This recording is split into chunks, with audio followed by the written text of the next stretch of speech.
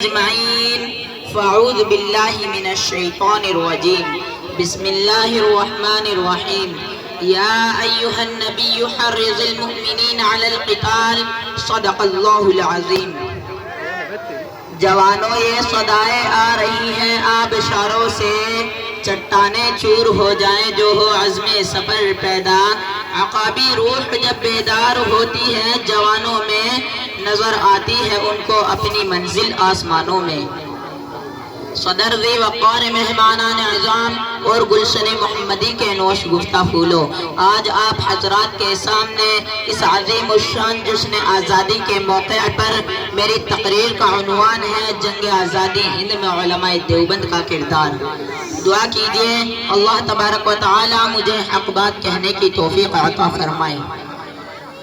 حضرات، جب ہم تاریخ کا مطالعہ کرتے ہیں، تاریخ کی کتابوں کی ورق گردانی کرتے ہیں تو ہمیں یہ بات روز روشن کی طرح عیاں ملتی ہے کہ سیدنا حضرت آدم علیہ السلام سے لے کر آخری نبی آقا نامدار مدینے کے تاجدار شہنشاہ دو عالم تاجدار عرب امام الانبیاء سید المرسلین احمد مجتبی محمد مصطفیٰ عربی صلی اللہ علیہ وسلم تک جتنے بھی دور گزرے ہیں، ہر دور میں حق و باطل کا ٹکراؤ تصادم رہا ہے، ہر دور میں حق نے باطل کی للکار اور چیلنج کو قبول کیا اور باطل کے چھکے چڑھائے۔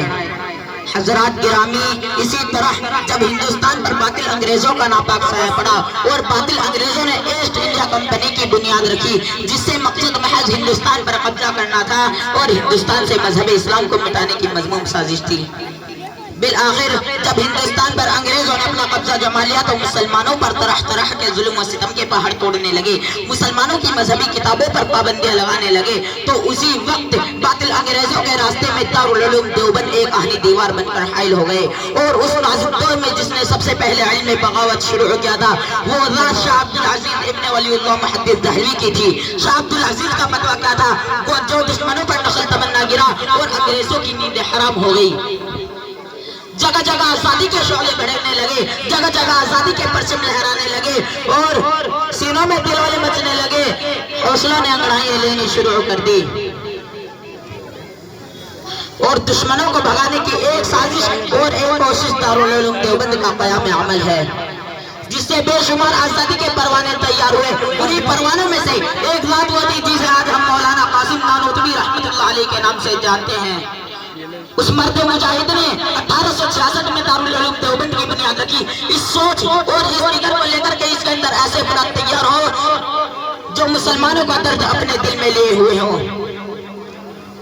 یہی وہ دارالعلوم دیوبند ہے جس نے مولانا محمود الحسن صاحب دیوبندی کو جنم دیا، یہی وہ دارالعلوم دیوبند ہے جس نے مولانا سید حسین احمد مدنی رحمت اللہ علیہ جیسی شخصیت کو جنم دیا، یہی وہ دارالعلوم دیوبند ہے جس نے مولانا سندی رحمت اللہ علیہ جیسی شخصیت کو جنم دیا اور اپنے آغوش و شفقت میں تربیت کیا۔ ان کے علاوہ ایسے بے شمار علماء کو جنم دیا جن کے رگ و ریشے میں مذہب اسلام اور آزادی ہند کی محبت پیوست تھی۔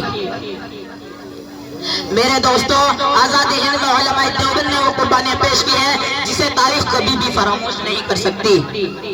میں کہاں تک شمار کراؤں؟ جاؤ مالٹا کی کوٹھریوں سے پوچھو، اسیر مالٹا مولانا محمود الحسن صاحب دیوبندی کون تھے؟ سید حسین احمد مدنی رحمت اللہ علیہ کون تھے؟ شاملی کے میدان سے پوچھو، مولانا قاسم نانوتوی رحمت اللہ علیہ کون تھے؟ یہ تمام کے تمام علماء دیوبند تھے جن کے رگ و ریشے میں مذہب اسلام اور آزادی ہند کا خون دوڑتا ہے۔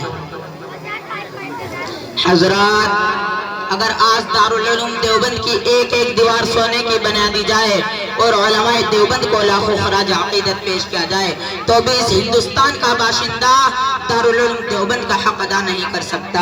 اس لیے میں فخر کے ساتھ کہہ سکتا ہوں کہ اگر علماء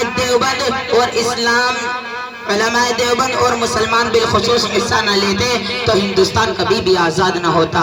شاد باد و شاد دی اے سرزمین دیوبند، شاد باد و شاد دی اے سرزمین دیوبند، تو نے ہند میں کیا اسلام کا جھنڈا بلند۔ وآخر الدعوانا الحمدللہ رب العالمین۔